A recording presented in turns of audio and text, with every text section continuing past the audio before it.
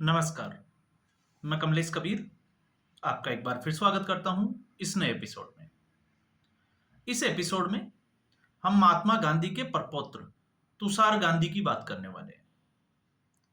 अब यहां पर गांधी को लेकर दो या हम कहें कि दो परिवार लगातार जो है वो राजनीति के केंद्र में रहते हैं। एक महात्मा गांधी का असली परिवार और दूसरा नकली परिवार। तो हमें इस फर्क को भी समझना पड़ेगा, असली गांधी और नकली गांधी के। नकली गांधी में आपको पता है राहुल गांधी, जो लगातार या हम कहें कि जो गांधी परिवार महात्मा गांधी के नाम पर अपनी राजनीतिक रोटियां सेकता आया है, एक तो उसका और दूसरा तुषार गांधी। तुषार गांधी चर्चा का विषय बने हुए हैं। और क्यों बने हुए हैं? क्योंकि उन्होंने एक बयान दिया है।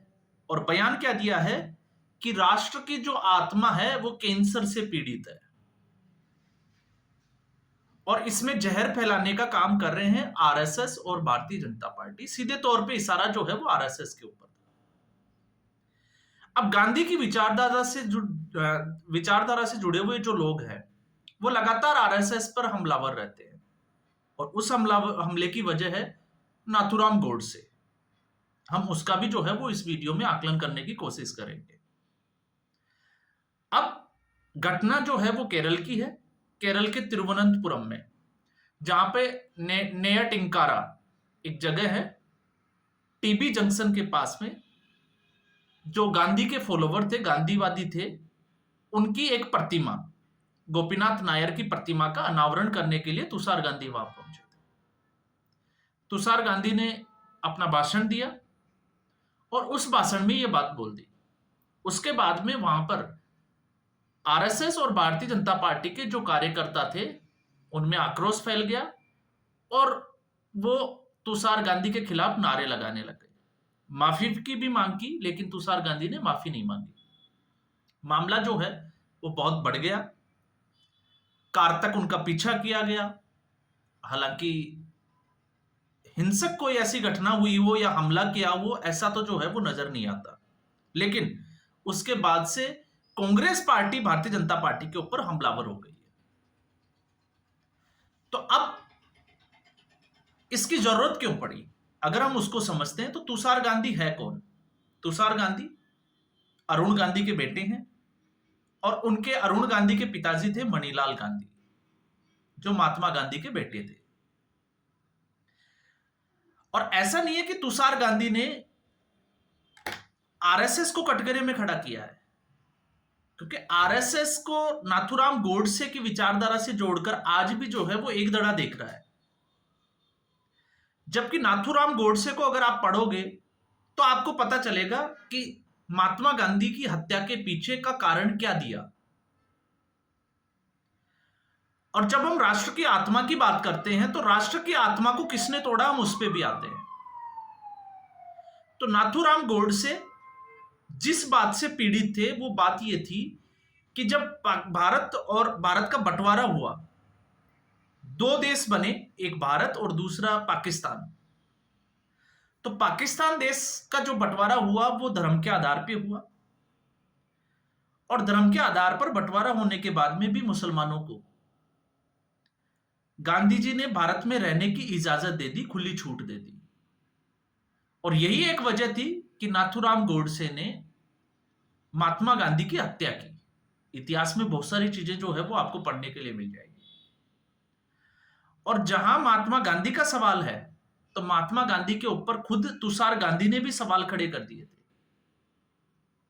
और सवाल खड़े किए थे क्योंकि मणिलाल गांधी को दक्षिणी अफ्रीका के एक राजनेता यूसुफ गुल, उनकी बेटी फातिमा से प्यार हो गया था। और चूंकि वो मुस्लिम थी इसलिए महात्मा गांधी उसकी शादी मणिलाल से कराने के फेवर में नहीं थे। तो इस बात को लेकर तुषार गांधी अपने परदादा जिसको कहें कि महात्मा गांधी, उनके ऊपर भी वो हमला बोल चुके हैं। लेकिन इस देश में जो राजनीति आगे बढ़ी वो राजनीति सिर्फ और सिर्फ गांधी के नाम पर आगे बढ़ी और आज भी उसी के नाम के आसपास जो है वो घूमती हुई नजर आती है।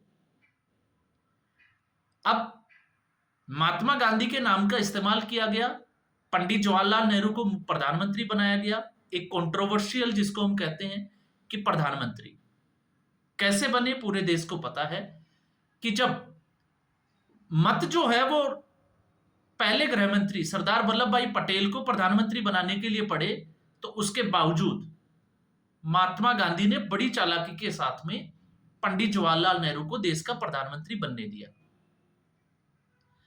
उसके बाद में जब पंडित जवाहरलाल नेहरू की बेटी इंदिरा गांधी को फिरोज खान या पारसियन, जो फिरोज गांधी, गांधी तो नहीं कह सकते लेकिन कहते हैं कि उनके नाम के आगे गेंडी था, उनसे प्यार हुआ और पंडित जवाहरलाल नेहरू को लगा कि इससे उनके सियासी या हम कहें कि राजनीति में जो है वो नुकसान होगा, और इसको लेकर जो है वो मनमुटाव भी चला आगे तक। और उसके बाद में महात्मा गांधी ने अपना सरनेम दिया इंदिरा गांधी, तो इंदिरा नेहरू से बन गई इंदिरा गांधी। इंदिरा गांधी के दो बेटे हुए, संजय गांधी और राजीव गांधी। संजय गांधी की मौत हो जाती है, आपको पता है, और राजीव गांधी जो है वो बाहर पढ़ने के लिए चले जाते हैं। और पढ़ने के लिए जब वो जाते हैं, वो कितने इंटेलिजेंट थे वो तो अभी कांग्रेस पार्टी के नेता मणिशंकर अय्यर ने खुलासा कर ही दिया, लेकिन मैं उसमें नहीं जाऊंगा। राजीव गांधी को प्यार होता है इटली की एक बार डांसर से, एंटोनिया माइनो से, जिसका आज जो है वो नाम है सोनिया गांधी। और वो किस धर्म से है? ईसाई धर्म से। और उसके बाद में भी ये जो है वो अपने आप को दत्तात्रेय ब्राह्मण कहते हैं, कोल ब्राह्मण। तो इस पे भी जो है वो थोड़ा सी शंका उठ जाती है। तो यहां पर गांधी की अगर हम बात करें सरनेम की, तो यहां पर दो परिवार अलग अलग जो है वो राजनीति करते हुए नजर आते हैं। एक राहुल गांधी की हम बात कर सकते हैं और दूसरे तुषार गांधी। और तुषार गांधी के अगर आप देखोगे, ये लेखक है, इसके अलावा जो है वो सामाजिक कार्यकर्ता भी बताते हैं। लेकिन सबसे बड़ी बात यह है कि क्या तुषार गांधी को ऐसा स्टेटमेंट देना चाहिए था? यह बड़ा इंपॉर्टेंट है। इस देश में आरएसएस के ऊपर आतंकवादी होने का एक ठप्पा लगा दिया जाता है। इस देश में आरएसएस जैसी संस्था के ऊपर इस तरीके के एक हिंसा फैलाने का आरोप लगाया जाता है और समाज को बांटने का आरोप लगाया जाता है। तो फिर सवाल ये उठता है कि आखिर इस समाज को राजनीतिक फायदे के लिए तुष्टीकरण किसने किया?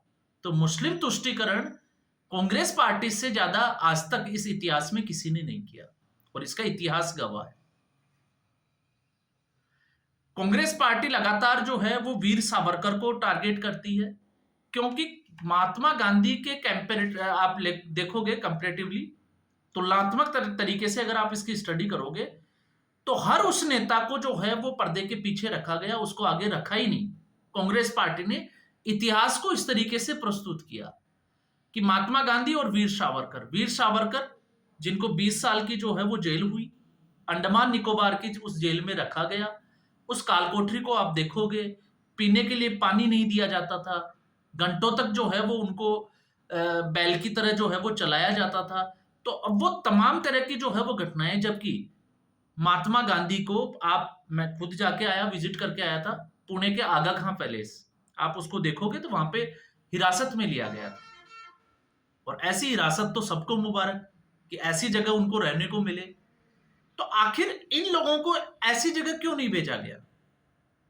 इनको ज्यादा लंबे समय तक जेल में क्यों नहीं रखा गया? आखिर वीर सावरकर को ही इतना लंबे समय तक जेल में क्यों रखा गया? इस सवाल का जवाब जो है वो शायद मुझे लगता है कि हम लोगों को ढूंढना चाहिए। इसके अलावा भी अगर आप देखोगे तो बहुत सारी चीजें जो है वो आपको इतिहास में पढ़ने को मिलेगी। आप देखिए लाल बहादुर शास्त्री, आखिर उनको जो है वो इतना हाईलाइट क्यों नहीं किया गया? 2 अक्टूबर तो उनकी भी जयंती आती है, लेकिन नहीं। इसके अलावा अगर आप देखोगे तो सुभाष चंद्र बोस, भारत छोड़ो आंदोलन के प्रमुख, आजाद हिंद फौज की स्थापना की, उनको भी जो है वो उनके इतिहास को दबाया गया। और जिस तुषार गांधी की हम बात करते हैं, आपको पता होगा 9 अगस्त 2023 को भारत छोड़ो जो स्वतंत्रता संग्राम थे उसकी बरसी के ऊपर ये पुणे में जो है वो उसमें शामिल होने के लिए गए थे, महाराष्ट्र में। इनको रोक लिया गया था पुलिस, सांता क्रूज पुलिस के द्वारा। और उस वक्त भी इन्होंने जो है वो एक आरोप लगाया था कि मुझे रोक लिया गया। लेकिन सच्चाई ये थी कि इस मार्च में जो ये मार्च वहां पे चलता है, मार्च निकाला जाता है उसकी बरसी के ऊपर, उस मार्च में शामिल होने के लिए तुषार गांधी के साथ में अगर किसी दूसरे कोई इंसान को बुलाया गया, व्यक्ति को, तो वो थी तीस्ता सितलवाड़। अब आप तीस्ता सितलवाड़ को जब स्टडी करोगे तो तीस्ता सितलवाड़ ये वही महिला है जिसको जमानत दिलाने के लिए कपिल सिब्बल रात को 12 बजे छुट्टी के दिन भी जो है वो सुप्रीम कोर्ट को दरवाजा खुलवा लेता है। और तीस्ता सितलवाड़ जो जम्मू कश्मीर को भारत का अभिन्न अंग जो है वो मानने से इनकार करती आई है। तो आप सोच सकते हैं इनका दोहरा मापदंड क्या है। इसलिए तुषार गांधी और तीस्ता सितलवाड़ दोनों को उसमें शामिल होने से रोका गया था। और इसके अलावा अब आरोप तो ये भी लगते हैं कि ये समाजवादी पार्टी से जुड़े हुए नेता है, तो आप अंदाजा लगा सकते हैं। और इसी तुषार गांधी ने, क्योंकि इस देश में एक आपने पढ़ा होगा इतिहास में जब हम एनसीईआरटी की बुक्स पढ़ते हैं कि एक गरम दल था और एक दूसरा नरम दल था। तो आज भी ये गांधी परिवार जो है वो भगत सिंह को क्रांतिकारी मानने से इनकार करता था। और इसी तुषार गांधी ने एक बार टिप्पणी भी की थी कि महात्मा गांधी भगत सिंह के साथ इसलिए खड़े नहीं थे क्योंकि भगत सिंह अंग्रेजों की सरकार के गुनहगार थे। तो फिर सवाल खड़ा ये हो जाता है, अगर वो अंग्रेजों की सरकार के गुनहगार थे, असेंबली में बम फोड़ा था, तो फिर वो क्रांतिकारी थे या नहीं थे? तो ये तय करना होता है, क्योंकि इतिहास में बहुत सारी बातें छिपाई जाती है, इतिहास में बहुत सारी चीजें जो है वो पढ़ी है, पढ़ने के लिए हमें पढ़ना चाहिए और फिर जो है वो स्व आकलन जिसको हम कहते हैं वो करना चाहिए। और उसके आकलन के बाद में हमें ये देखना होता है कि कौन सही है और कौन गलत है। और जहां इस राष्ट्र की आत्मा की बात की जाती है, जिस संविधान को बचाने के लिए भारत जोड़ो न्याय यात्रा में तुषार गांधी राहुल गांधी के साथ में कदम मिलाते हुए दिखाई देते हैं, शामिल होते हैं, तो उनको यह भी जानकारी होना चाहिए कि उसकी आत्मा को कितनी बार कांग्रेस पार्टी ने रौंदा, चाहे वो आपातकाल के जरिए हो, चाहे उसमें सेकुलर और सोशलिस्ट शब्द जो है वो एड ऑन किए गए हो। और जिस बीमारी से आज अगर मैं बात करूं इस वीडियो में, तो इस देश की सबसे बड़ी जो कैंसर की बीमारी है, उस कैंसर की बीमारी को देने वाले व्यक्ति अगर कोई थे तो वो महात्मा गांधी और जवाहरलाल नेहरू। और आज उस कैंसर से ये देश जूझ रहा है। आज हम देख रहे हैं संभल में किस तरीके का माहौल है। आपने देखा जिस तरीके से आईसीसी की चैंपियंस ट्रॉफी में भारत की जीत होती है, और नूह की जब कुछ लोग जो है वो विक्ट्री परेड निकालते हैं तो नूह की मस्जिद से कुछ लोग निकलते हैं और उनके ऊपर हमला करते हैं। तो आज भी वो लोग भारत के लिए जो है वो कैंसर बने हुए हैं, जो रहते भारत में है, खाते भारत का है और खाते उनका है, जो भारत के टैक्स पेयर है, उनके पैसे से वो उनकी जो है वो जीवन चलता है, लेकिन आज भी उनका दिल जो है वो पाकिस्तान के लिए धड़कता है। और ये बीमारी किसने दी? आप सोच के देखिए, हम रिवर्स में चले जाते हैं 1947 में, और 1947 में जाकर अगर हम देखते हैं तो अगर आप मान लीजिए अगर धर्म के आधार पे भारत का बंटवारा दोबारा से होता है और इन सभी मुसलमानों को अगर पाकिस्तान भेज दिया जाता, तो क्या आज भारत की जो स्थिति है उस स्थिति की कल्पना करना जो है वो हम ये कह सकते हैं कि क्या कल्पना की जा सकती थी? या फिर हम ये कह सकते हैं कि आज जो हालात है कि आज भारत की ही सेना के ऊपर जो है वो भारत में ही भारत के लोगों के द्वारा पत्थरबाजी की घटनाएं देखी जाती है। आज जो आतंकवादी आते हैं उनको पनाह दी जाती है, किनके द्वारा दी जाती है उनका नाम लेने की जरूरत नहीं है। ये सारी चीजें जो है वो पब्लिक डोमेन में पड़ी है। और फिर उसके बाद में हमला किया जाता है यहां की संस्थाओं के ऊपर, जो संस्थाएं सिर्फ और सिर्फ जो है वो राष्ट्र हित की बात करती है, उन संस्थाओं के ऊपर। तो आकलन इससे और भी ज्यादा हम जो है वो आगे तक ले जा सकते हैं, और इस आकलन पे भी जो है वो हम एक निर्णय की स्थिति में पहुंच सकते हैं। तो आपका आकलन क्या कहता है जरूर बताइए। अगर आपको वीडियो अच्छा लगे तो लाइक करें, शेयर करें, चैनल को जरूर सब्सक्राइब करें। धन्यवाद।